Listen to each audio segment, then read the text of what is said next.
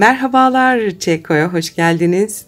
Bu hafta şu tatlış yünümle daha önce bununla işte büstiyer yaptım, hırka yaptım. Son kalan yumağım. Bundan da dedim kendime bir şapka yapayım. Hazır kış gelmişken sinüzitim de var. Anca toparlar dedim. Şimdi onu sizle paylaşacağım. Ben böyle şapkaları çok delikli sevmiyorum. Çok esnesin ondan da hoşlanmıyorum. Onun için yarım trabzan ve sık iğnelerle çalıştım. O şekilde bir şapka ürettim. Nasıl yapıyoruz? Gayet kolay. Herkes yapabilir. Üstünü biraz süsleyeceğim. O kadar. Gayet de kolay dediğim gibi. Bir tane başlangıç ilmeğimizi attık.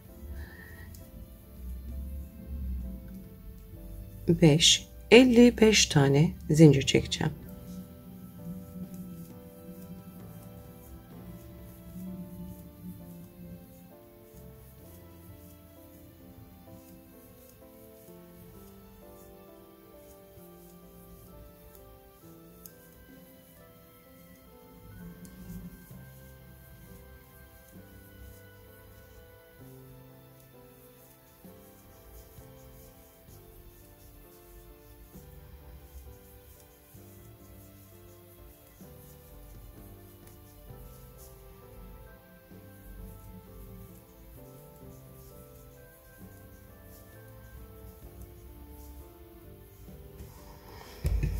...55 tane zincirimi hazırladım. Bu arada tığ numaramı söyledim mi 3 milim kullanıyorum. 55 tane zinciri çektikten sonra bir tane zincir örüyorum ve 55. zincirin üstüne bir tane sık iğne yapıyorum. Toplam 15 tane sık iğne yapacağım.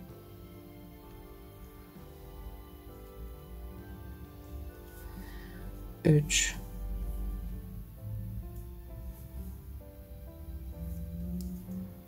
4 5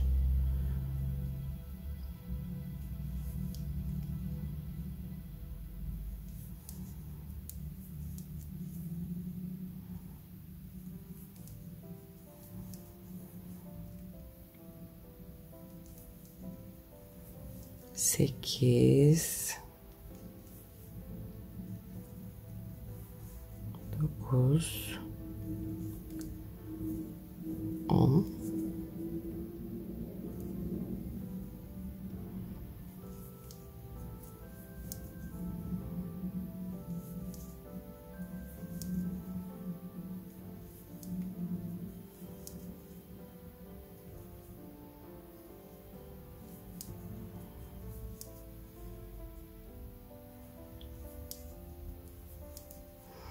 15 tane sık iğne yaptım.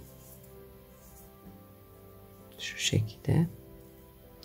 Geriye kalan 40 tanesinde yarım trabzan şeklinde öreceğim. Yani doğal olarak kendi burada daralacak bu örgü örülürken.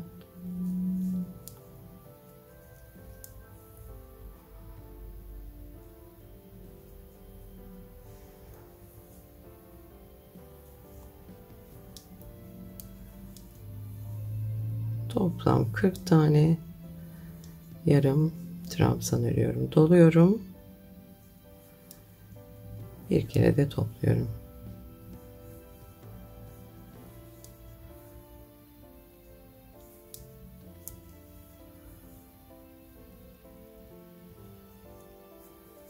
Bakın bu tarafı geniş, bu tarafı daha ince oluyor. Sıra başına kadar yarım trabzanla ördüm. Bir tane zincirle dönüyorum ve yine 40 tane yarım trabzan, 15 tane de sık iğne öreceğim. Sık iğnelerde böyle bir şey yok ama bu yarım trabzanlarda bakın görüyorsunuz başakları ortalarına batarak ördüm ben. Hafif de bir çizgi yapıyor, hoş oluyor bence. Ortalarına batarak yarım trabzan örüyorum. Bu şekilde devam ediyorum. Buraları da sık iğne olarak örüyorum. Her sırayı dönerken bir tane de zincir örüyorum. Hani bu kadar kolay. Bu şekilde devam ediyorsunuz. Bu tarafı daha dar, bu tarafı daha geniş bir parça oluşacak. Şimdi ben örgüyü ilerleteyim, size tekrar göstereyim. Şimdi ben örgümü ilerlettim. Bakın böyle görünüyor. Bu kısım daha uzun, bu kısım daha dar. Burası şapkanın yukarısı olacak. Şöyle şu şekilde toparlanacak ve dümdüz güzel esnemeyen bir şey olacak, şapka olacak. Ben şapkaların esnemesine gıcık yapıyorum açıkçası. Esniyor, sonra kafanızda daha büyük geliyor. Ortaya da bir çiçek yapmayı düşünüyorum ben. Bir şekilde şuralara da küçük çiçekler yapmayı düşünüyorum. Onları da paylaşırım sizinle. Bu şekilde örgümüzü şu kafa çapımıza gelecek kadar, yani ulaşıncaya kadar yapıyoruz. Sonra da buradan iki parçayı hani şu şekilde birleştireceğiz. Örgümü ilerleteyim. O aşamaya geleyim, tekrar görüşelim. Evet, ben şapkamı böyle ilerlettim iyice. Açılınca şöyle gözüküyor, bakın. Şurayı da ölçeyim. Kendi kafanızın ölçüsünde yapabilirsiniz. Ama benimki efendim 52 santim olmuş. Bunu bu şekilde şimdi birleştirip kafasına da bir gülden pompon yapacağım. Sevimli bir şey oluyor. Yılbaşı hediyeleri için uğraşıyorum ben de, hem de sizinle paylaşıyorum. Sevdiklerime el yapımı hediyeler vermekten çok hoşlanıyorum. Kışta malum böyle bir şapka yapıyorum. Şimdi gelelim bunun birleştirmesine. Şimdi örgünün iki tarafı da görüntü olarak birbirinin aynı. Hangi tarafını birleştirmek istiyorsanız öyle ikiye katladık örgümüzü. İlk yapacağımız en baştaki ilmekten geçiyoruz ve bir sık iğne yapıyoruz. Bir sonrakinin başağın ortasından, bakın görünebiliyor mu, ilmek alıyorum. Bir de karşı tarafın başağının ortasından alıyorum ve ilmek kaydırıyorum. Bunu tamamen bitene kadar yapacağım. Bir bu taraftan alıyorum, bir bu taraftan alıyorum ve ilmek kaydırıyorum. Bu taraftaki başağın içe doğru bakan ayağını, bakın böyle görebiliyor muyuz? Alıyorum ve ilmek kaydırıyorum. Biraz daha mı yaklaştırayım, bilemedim. Bir iç taraftan, bir bu taraftan başaklardan alıyorum ve birleştiriyorum. Aslında bunu çantaları da birleştirirken çok yaptık biz. Daha önce takip edenler bilirler. Bu şekilde bütün sırayı kapatıyorum. Ondan sonra da burayı büzdüreceğim ve bir gül yapacağım üstüne. Şimdi şapkamızı sonuna kadar birleştirdim ben. Şuradan ipimi kesiyorum. Bir miktar ip bıraktım. Bakın şapkamız yukarı doğru küçülen bir şapka zaten. Bunu da iğneye geçireceğim. İğneme geçirdim bu bıraktığım ipi. Şu da başlangıç ipimdi, biliyorsunuz. Buradan böyle aralardan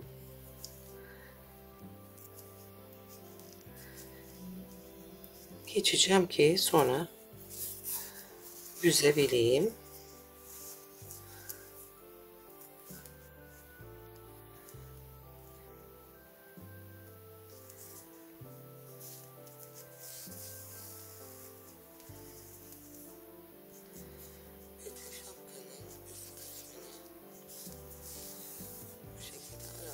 Geçerek dikiyorum diyeceğim ama büzmek için kullanacağım.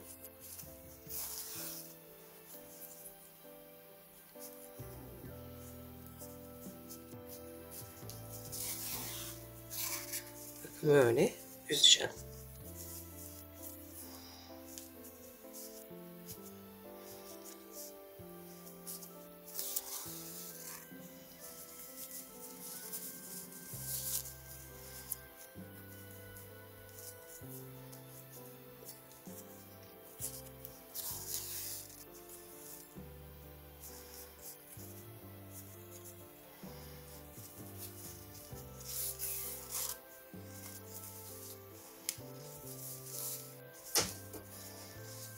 Bakın burası birleştirdiğim yer. Başladığım yere geri geldim. Şimdi iyice büzüyorum. Ve şu başlangıç ipimle bunu bağlayacağım ve iyice büzeceğim. Bağladıktan sonra bunu buradan alıyorum.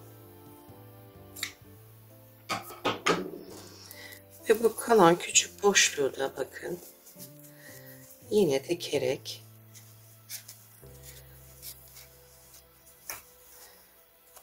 kapatacağım.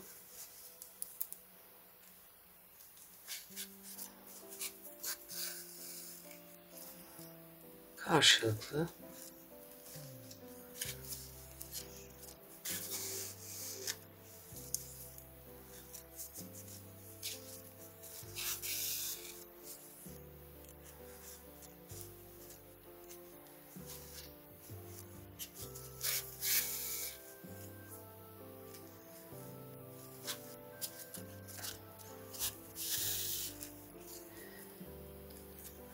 Diktim ve kapattım.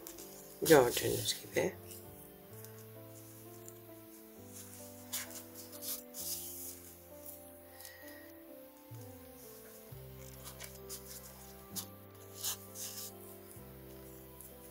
Ve burayı bu şekilde hallediyorum. İğneyi öbür tarafa alacağım. Çünkü buraya gülü dikeceğim. Gül yapıyoruz.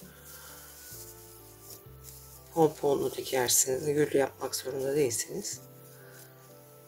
İğneyi diğer tarafa aldım.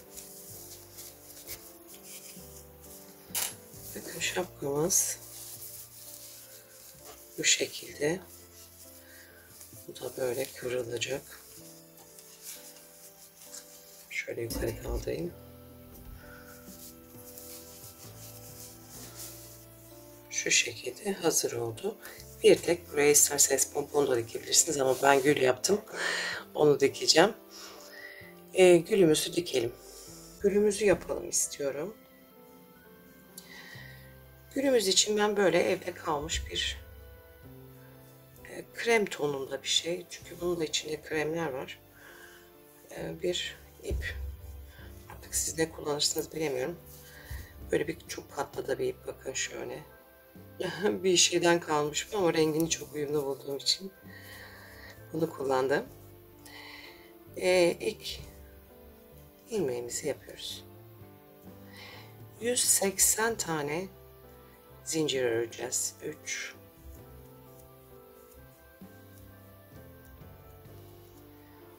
10 180 tane öreceğiz. Büyükçe bir gül olacak.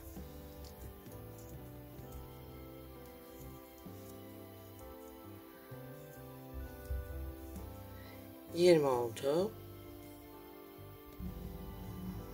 Şimdi 180 tane zincirimizi ördük. Bakın bayağı uzunca oldu.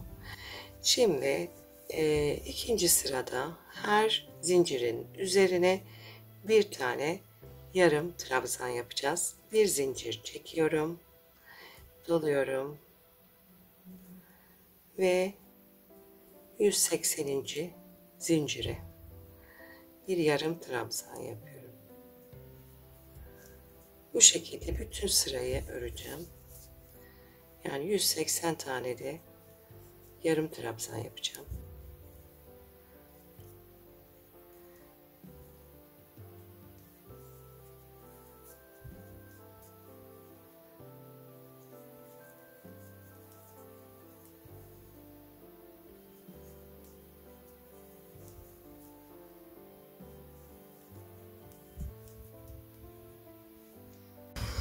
Şimdi bütün zincirlerimin üzerine yarım trabzan ördüm. Böyle bir şerit oldu. Bayağı da uzun oldu. Şimdi efendim geldik en baştayız. Gülümüzü hazırlamaya devam ediyoruz. Aslında çok kolay, sadece biraz uzun olduğu için uzun sürüyor. 1, 2, 3 zincir çekiyorum. Tığıma doluyorum ve hemen dibine bir trabzan yapıyorum. Şimdi 1, 2, 3, 4, 5 tane zincir çektim. 5 zincirimi çektikten sonra aynı yere bir trabzan daha yapıyorum. Bakın bu şekilde bir üçgen yaptık.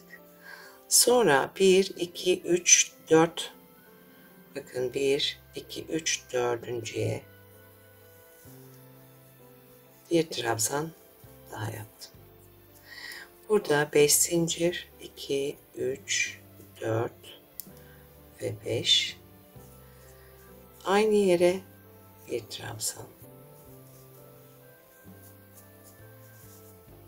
Böyle gözüküyor.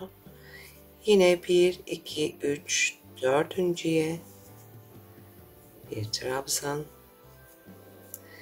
Yine 5 zincir. Aynı yere bir trabzan.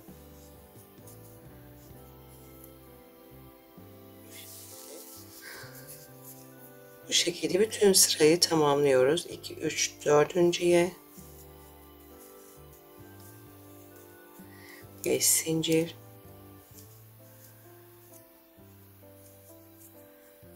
Aynı yere.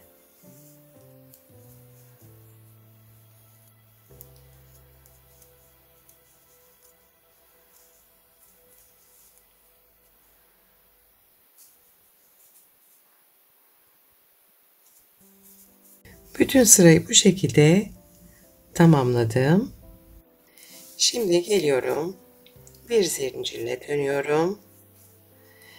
Ve bu yaptığımız üçgenin içine bir sık iğne ile gidiyorum. 1, 2, 3 tane zincir örüyorum. Ve bunun içine 10 tane trabzan yapıyorum. 2, 3,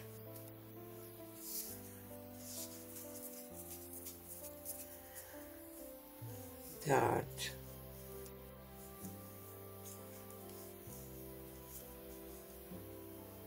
5,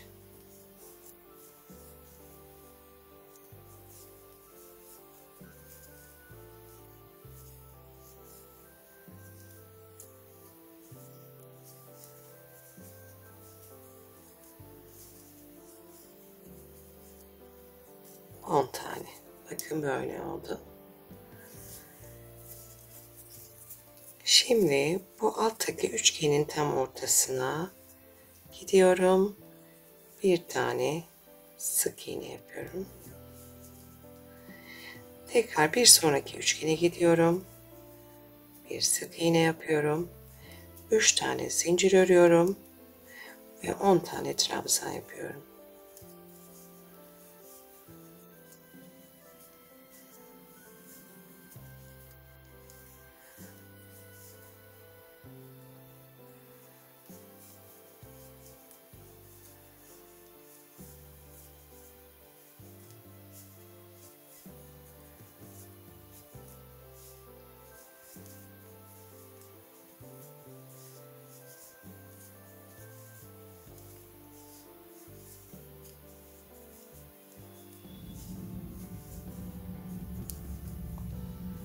Onuncu ve tekrar alt üçgenin ortasına gidiyorum ve bir sık iğne yapıyorum. Böyle görünüyor. Yine bir sonraki üçgenin içine gidiyorum. 3 tane zincir örüyorum ve yine 10 tane trabzan yapıyorum.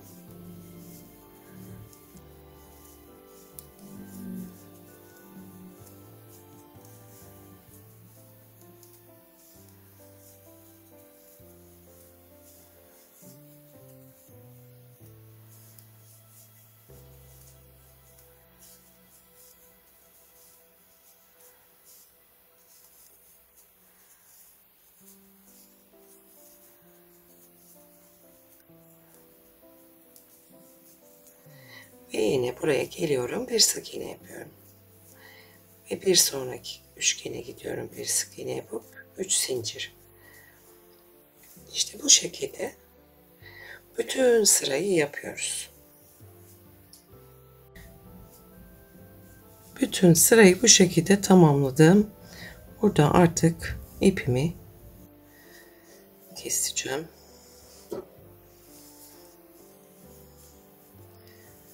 Bunlar da bir güzel karıştı. 4 kat bir ip kullandım çünkü, ama çok yumuşak, çok güzel. Bu şekilde bütün şey yaptık. Dilerseniz bunu bu şekilde de kullanabilirsiniz. Tek renk olarak.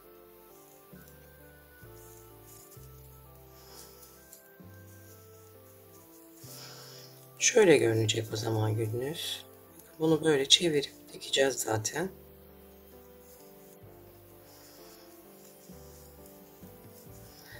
Bayağı büyükçe bir gül olacak. Yani başka projelerinizde de kullanabilirsiniz. Ben pompon olarak kullandım bunu. Bakın büyüyor. Bayağı büyük bir gül olacak. Gördüğünüz gibi.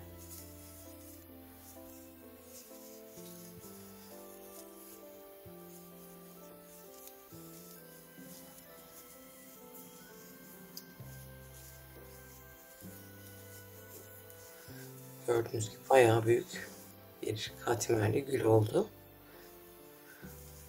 Bu şekilde de kullanabilirsiniz şapkanın üstüne, ama ben bunun kenarına şöyle açalım. Bir sıra kendi renginden geçeceğim. Dediğiniz gibi bir sürü projede kullanabilirsiniz. Ben bilmiyorum, çiçek formunu çok seviyorum. Kalbi çok severim. Takip edenler bilir. Kalp şeklinde, çiçek şeklinde olan her şeyi çok severim. Bu arada şapkamdan da bu kadar ipim kaldı. Bir yumak rahat rahat yetiyor, hatta artıyor bile. Şimdi şuradan en köşeden tığımı geçiriyorum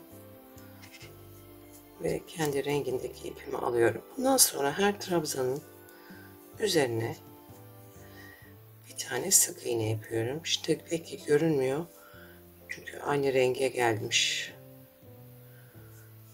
Şimdi renk değişince daha net göreceksiniz. Ebruli bir ip olduğu için. Evet, böyle daha iyi görünüyor herhalde. Bir sıra kendi ipinden geçeceğim ki daha iyi bir uyum yakalasınlar diye. Yapmayabilirsiniz dediğim gibi bu sırayı. Ve sonra hani gül haline getirip pompon gibi dikeceğim. Bakın buraya 2 tane sık iğne yapıyorum orta kısmına. Üste geçebilmek için. Bu şekilde bütün trabzanların üstüne bir tane sık iğne yapıyorum.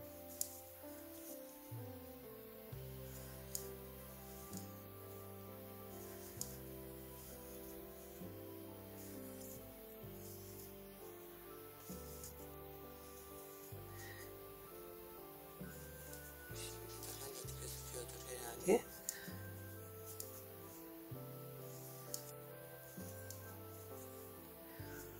Ortaya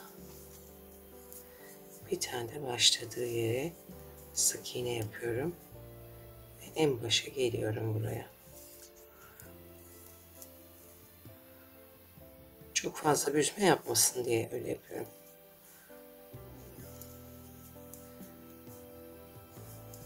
Her trabzanın üstüne bir sık iğne.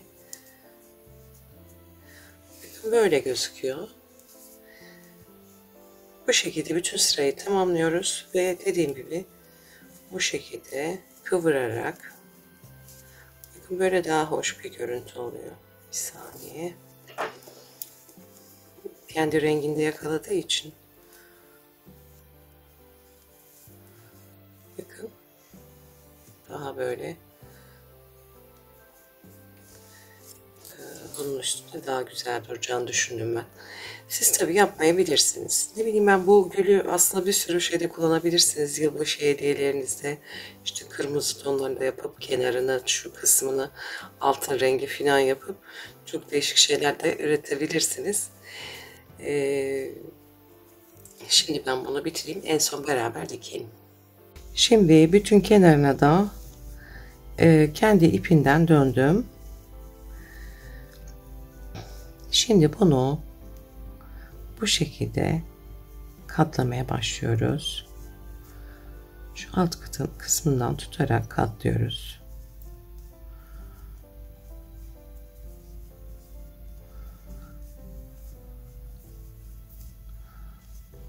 Bakın şöyle göstereyim. Bunu etrafında döndürüyoruz.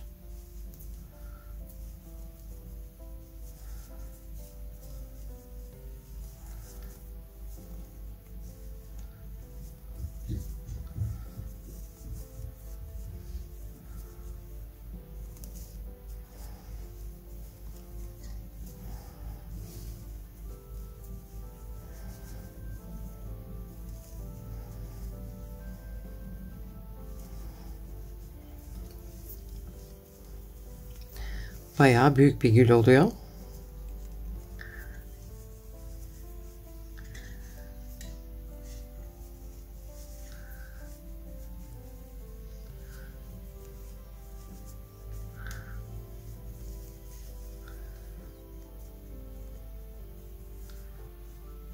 Evet, bitmek üzere.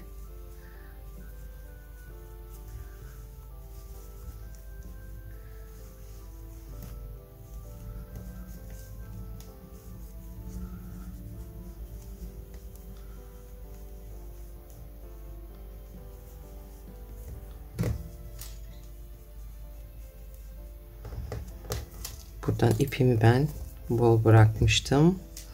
Ona iğnemi de taktım. Şimdi hemen sardıktan sonra dikeceğim. Evet.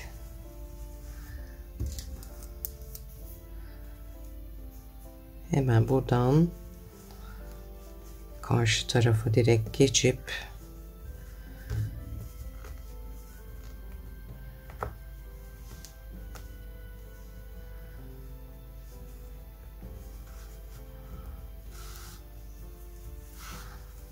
bir sabitleyelim bunları.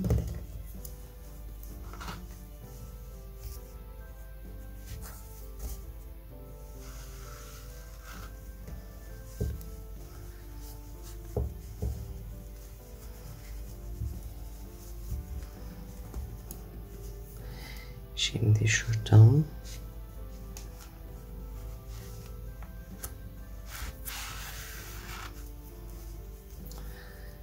böyle bir o tarafa bir bu tarafa gülü sabitliyoruz. Katmaları açılmasın diye.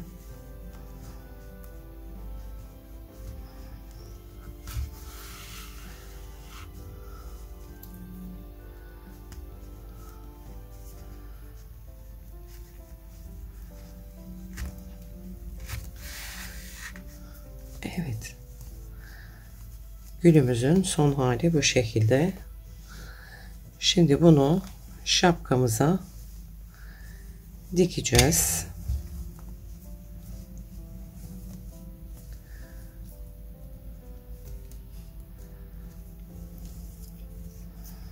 İpi ortaya almak istiyorum.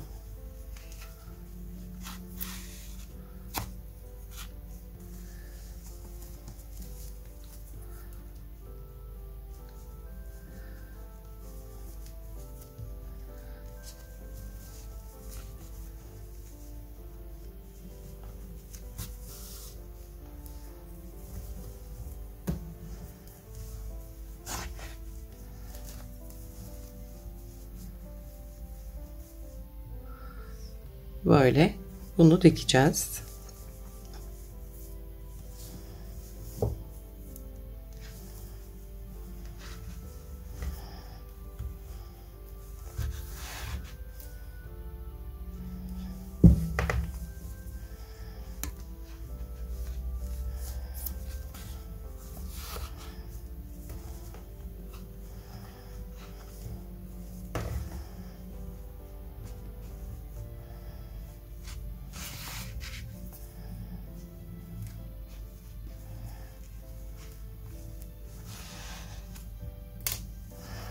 Bakın böyle şapkamız hazır oldu.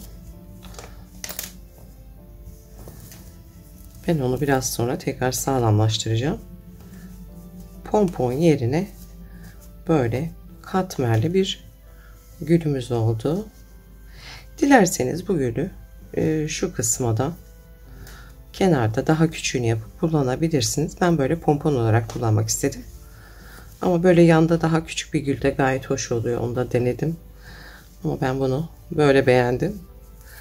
Pompon yerine gülümüz var. Efendim, videomuzun sonuna geldik. Herhalde bunun bir de eldivenini yapacağım. Onu da paylaşırım sizlerle.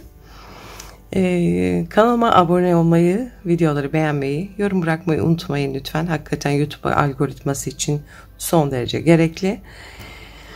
Görüşmek üzere başka projelerde diyorum. İyi günler dilerim.